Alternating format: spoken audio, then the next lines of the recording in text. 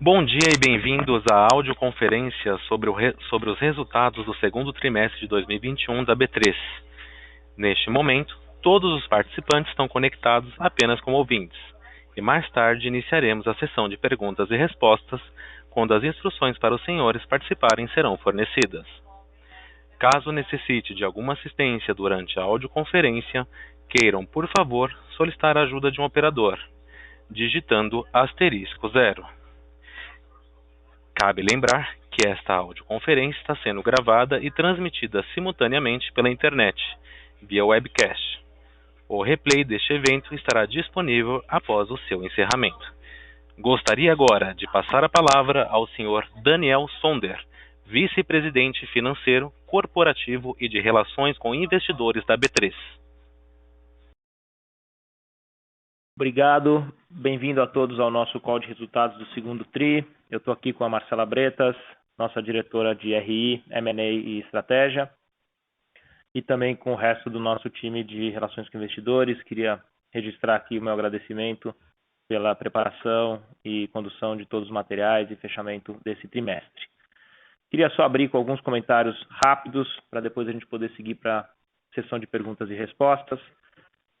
A B3 continua operando num ambiente extremamente favorável, onde a gente observa o desenvolvimento dos mercados financeiros e de capitais, nos quais a gente atua.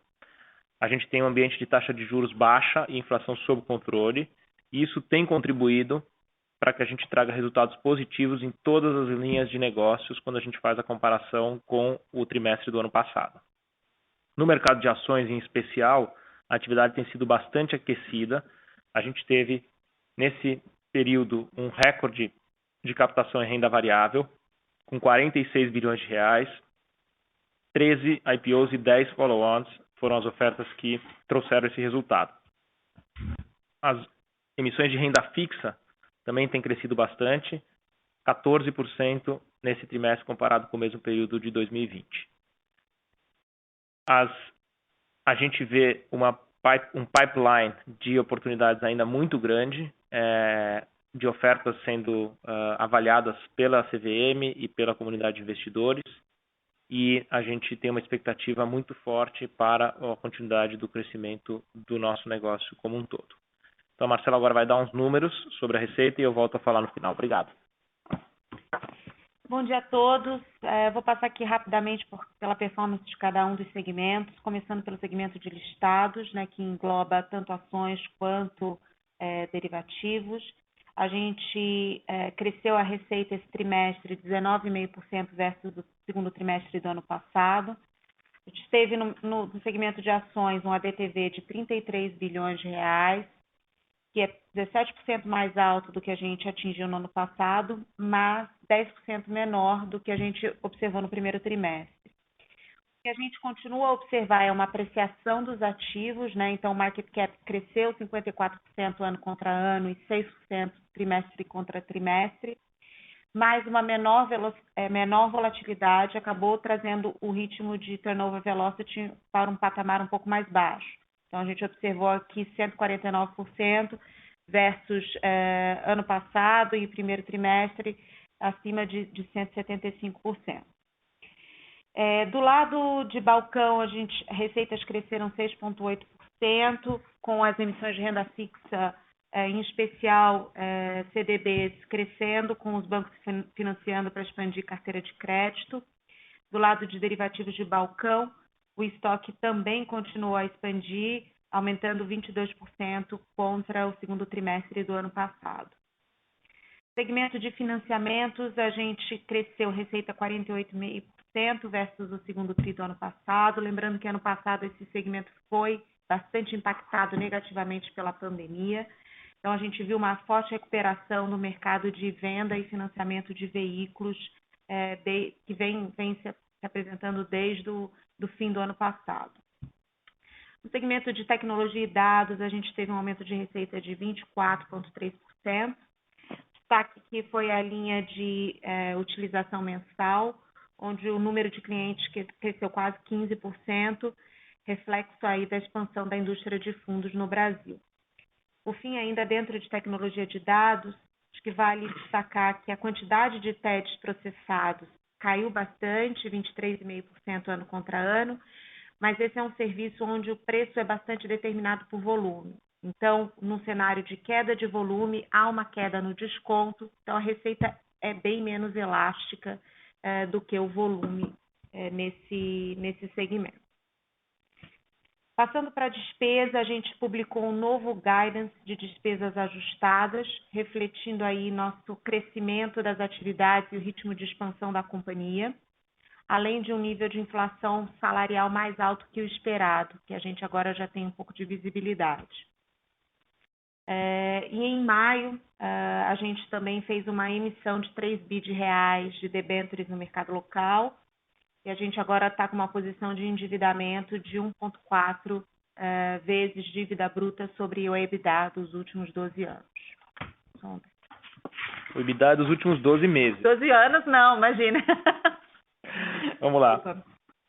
Eu só queria comentar um pouquinho mais de detalhe a transação que a gente anunciou de parceria com a TOTVS, investimento na Dimensa, que era a antiga TOTVS Financial Services. A gente está super entusiasmado com essa oportunidade. Eu acho que é um ótimo exemplo de como a B3 tem se tornado mais aberta e mais flexível na execução de oportunidades adjacentes ao nosso negócio, usando diferentes estratégias. A gente entende que tem oportunidades muito legais de crescimento ao redor do nosso ecossistema, onde a gente tem clientes, onde a gente tem conhecimento, onde a gente tem know-how e onde a gente pode aportar valor. E para fazer isso, a gente tem feito tanto o desenvolvimento orgânico, né, de novos negócios aqui dentro, como aquisições e como a constituição de parcerias nessa linha que foi a parceria com a TOTVS para a Dimensa. É uma empresa que está sendo separada, né, da TOTVS e que reúne as atividades da TOTVS no setor de software para o segmento financeiro e tem principalmente uma atividade de soluções para back-office de fundos e carteiras de investimento, atendendo a custodiantes e administradores de todo o mercado, além de um negócio também de core banking e um negócio de cartões de crédito. E um time exitoso, capaz, que agora recebe um aporte de capital relevante da B3 e também uma nova contribuição de novos líderes que estão se juntando ao time, com grande experiência na indústria de software e com experiência também no ecossistema financeiro, com um novo CEO, etc. Então, a gente está muito entusiasmado com isso, achamos que a TOTVS é um parceiro muito legal e que a gente vai realmente conseguir criar uma companhia com uma estratégia vencedora nesse ambiente e destravar muito valor e capturar muitas oportunidades, servindo bem aos clientes que a gente já atende e que eles já atendem. A transação ainda está pendente de aprovação pelos nossos reguladores, mas a gente imagina que tenha isso em breve. E, finalmente, queria me colocar à disposição aqui, também fiz isso agora no call em inglês para quem tiver interesse, mas faço agora em português novamente, para esclarecimentos adicionais a respeito de uma reclassificação de provisão que nós anunciamos nesse balanço com respeito a uma contingência legal de um caso enfrentado pela companhia. Acho que é isso, a gente pode abrir para as perguntas, por gentileza. Senhoras e senhores, iniciaremos agora a sessão de perguntas e respostas de investidores e analistas. Para fazer uma pergunta, por favor, digitem asterisco 1. Para retirar a pergunta da lista, digitem asterisco 2. Lembrando que para fazer perguntas basta digitar asterisco 1. Novamente, para fazer uma pergunta, favor digitar asterisco 1.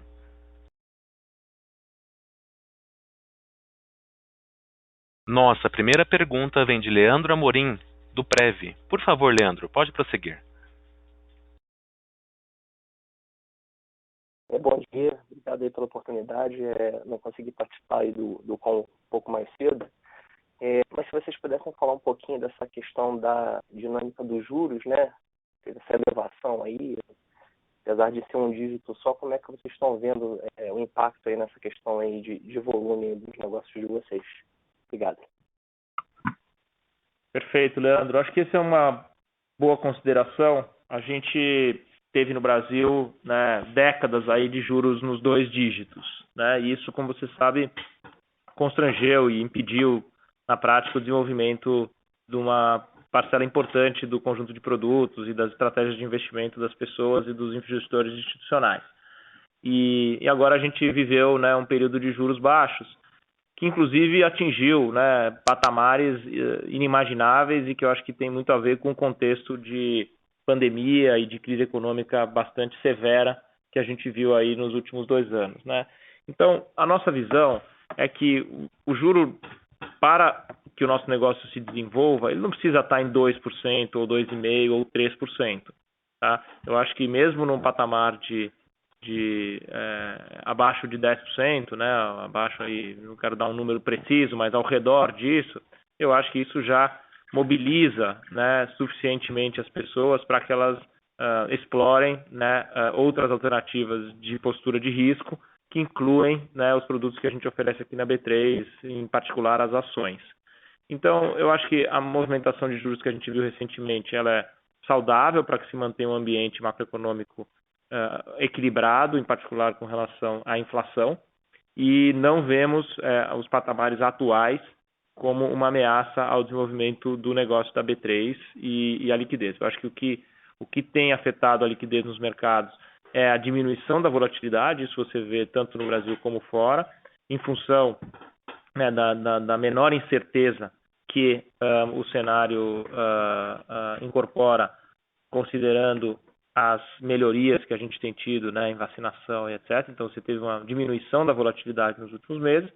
E, mais recentemente, também existe um efeito sazonal, né? O mês de julho, tradicionalmente, é um mês que, se você comparar com os meses logo antes e logo depois, na história da B3, ele sempre apresenta um volume de negócios mais baixo, porque existe as férias do hemisfério norte e uma certa retração dos investidores de forma geral. Então, a gente tem esses 2 fenômenos afetando o turnover no curto prazo, mas no longo prazo a gente acha que, enquanto a gente tiver, né, o ambiente macroeconômico estável e as taxas de juro de 1 dígito, a gente vai ser bem sucedido em continuar fomentando o crescimento do nosso negócio. Ótimo, obrigado. Se puder fazer mais uma pergunta, sobre essa questão da competição, né, teve muito barulho com relação a isso. Vocês estão tomando uma série de iniciativas de algum tempo e também, acho que até nos calls de vocês já comentam, né, que vai vir em algum momento. Vocês poderiam dar um update? Vocês estão esperando isso, de repente, para o ano que vem, mais para frente? Só se puder dar um update, por favor. Perfeito, Leandro, obrigado. A gente, assim, na competição, quando você fala de negociação de ações, né, que é a competição em bolsa de ações, a gente não vê isso acontecendo no curto prazo. A gente não vê nenhuma movimentação recente de players se estabelecendo, fazendo solicitações ao regulador, buscando a B3 para se conectar na nossa clearing ou nossa depositária, que seriam, né, condições necessárias para a atividade, ou algum tipo de ruído de clientes nossos, né, de intermediários, de corretoras, sendo acessados por eventuais participantes novos que queiram entrar neste negócio. Isso posto, como você mesmo comentou, né, o nosso cenário é que isso eventualmente pode vir a acontecer se o mercado continuar sendo tão generoso em termos de crescimento e com tantas oportunidades como a gente prevê. Agora, me parece que isso, assim, do momento que a gente começasse a ouvir alguém se mexer até o lançamento, seria provavelmente um período longo, né? Um período, sei lá, de 1 ano, ou eventualmente mais de 1 ano, até que se concretizasse de fato a competição.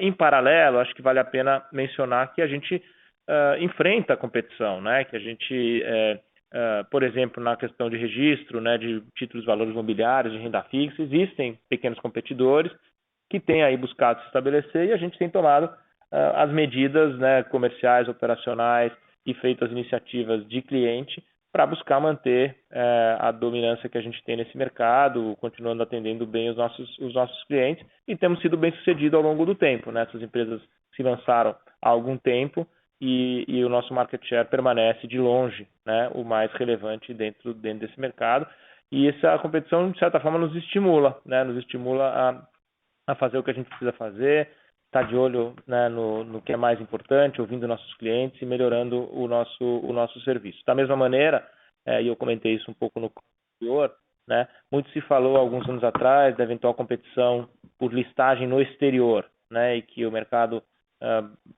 internacional estaria mais apto a capturar as empresas mais bacanas brasileiras do que o mercado da B3. Isso, na verdade, não se concretizou. A gente tem muita alegria e orgulho do trabalho que foi feito por nós e também pela comunidade de investidores aqui no Brasil, que culmina com uma série de IPOs, vários deles de indústrias novas, vários deles de indústrias transformadoras e disruptoras. E isso consolida, né, uma visão e um trabalho que é de reafirmar a relevância do mercado brasileiro para a listagem no ambiente que, voltando ao teu tema, é um ambiente competitivo, onde existe escolha para os emissores. Tá ótimo, é muito claro. Obrigado aí pelas respostas. Nossa próxima pergunta foi originada pelo sistema de webcast. Vem de Eduardo Bopp, da Franklin Templeton. A pergunta é: poderia dar maiores esclarecimentos sobre a reclassificação da provisão?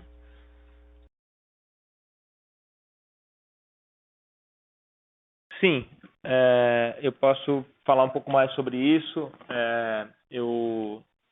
Esse é um caso antigo, né, que a companhia vem acompanhando há bastante tempo, né? Ele é um caso que, pela sua relevância, já era objeto de disclosure pela companhia e a gente adotou sempre uma postura conservadora, e mesmo enquanto a classificação era remota, a gente sempre teve o cuidado, né, de dar a divulgação sobre essa potencial contingência nas nossas demonstrações financeiras e no formulário de referência. É um caso no qual o último julgamento foi amplamente favorável à B3, já que a gente ganhou por 4-1 no TRF em 2017, né? E ele é um caso que é um caso vivo, né? A gente tem aí os motivos, eu posso, se tiver interesse, eu posso detalhar mais, mas ele é um caso onde a gente conseguiu, né, como eu falei nesse julgamento, demonstrar que agimos com absoluta correção nos episódios aí ligados à desvalorização de janeiro de 1999. Nessa ação nós somos corréus junto com dois bancos, os seus sócios, o Banco Central, os seus administradores, e existe uma acusação, né, de que a conduta da BMF, que é, né, uma antecessora da B3, teria levado a eventuais prejuízos aí ao Tesouro Nacional, ao erário. E nós elencamos, né, diversos argumentos de defesa com respeito a isso, em especial, né, que de fato havia uma crise sistêmica e que a postura da infraestrutura de mercado financeiro, né, da BMF, foi correta em destacar para as autoridades a iminência, né, desse risco sistêmico. Também chamamos a atenção, né, e demonstramos que não houve ganho financeiro, que não houve nem sequer uma ação para proteger o patrimônio da companhia, porque isso não estava em risco naquele momento. E a gente, então, teve sucesso no nosso pleito junto ao judiciário, né? Entretanto, como eu falei, esse é um caso que tem diversas nuances, diversos andamentos, e os andamentos mais recentes trouxeram aí uma recomendação dos nossos consultores jurídicos para que a gente fizesse essa reclassificação. Então, nós aqui adotamos aí uma postura conservadora nesses temas e acatamos essa sugestão e também fizemos o disclosure apropriado disso, né, deixando vamos dizer assim, os acionistas saberem sobre isso, mas a gente segue muito confiante de que vamos ter sucesso nesta discussão. Lembrando que para fazer perguntas basta digitar *1. Novamente, para fazer uma pergunta, favor digitar *1.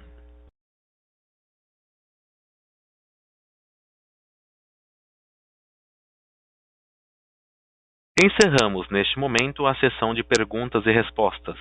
Gostaria de passar a palavra ao Sr. Daniel Sonder para as considerações finais.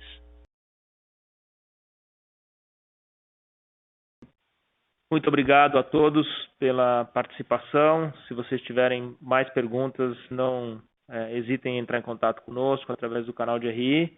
E queria de novo registrar meu agradecimento às equipes de RI, finanças, comunicação, jurídico e todos que apoiaram aí na divulgação desse resultado. Um abraço a todos. Obrigado. A audioconferência da B3 está encerrada. Agradecemos a participação de todos. Tenham um bom dia e obrigado por usarem a Chorus Call Brasil.